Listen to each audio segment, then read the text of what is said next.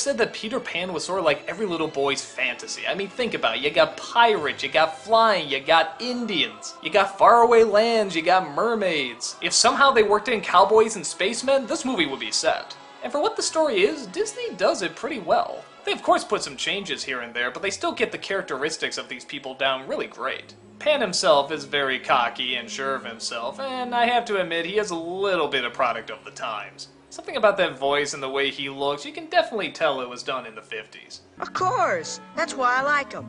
I tell him to the Lost Boys. But he never uses any current catchphrases or anything. Wendy, once again, is portrayed by Catherine Beaumont. Again, sort of taking your bland, typical innocent and turning into something really entertaining.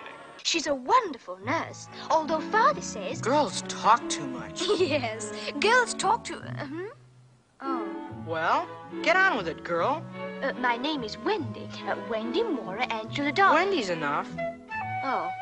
I'm kind of surprised they didn't use her in more films after this. You got John the geek and Michael the cute innocent, and they all go off on an adventure to Never Never Land, where they never have to grow up. The Lost Boys are typical delinquents, and the pirates are typical pirates. But what I really love about this movie is Captain Hook. Again, this is sort of the Captain Hook most people think of when they think of Peter Pan. Threatening, but he's also really, really funny. Smee as well is sort of the definitive Smee. He wants to be mean-spirited, but he's just too bumbling and nice. Plus, when you put the two of them together with the crocodile, dude, this is some of the best slapstick you'll ever see. The timing, the pacing, the expressions, it kills me every single time I watch these scenes.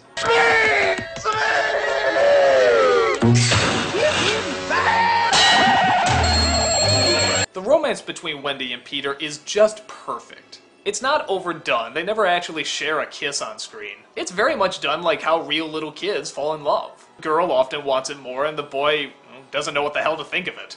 Tinkerbell is a nice, bitchy character that also gets her redemption at the end. And the Indians, they're definitely an archetype of what we thought Native Americans were at that point. But I don't know, it's sort of like the Black Crows from Dumbo. I never really found them that insulting. I thought they were cool. That song, What Makes the Red Man Red? I love that song. It still sticks in my head. What made the red man red?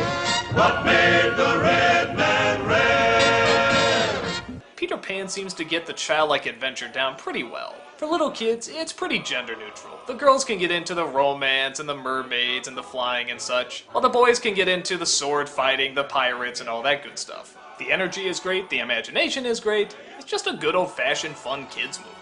It's definitely one of Disney's most biggest trademarks for a reason.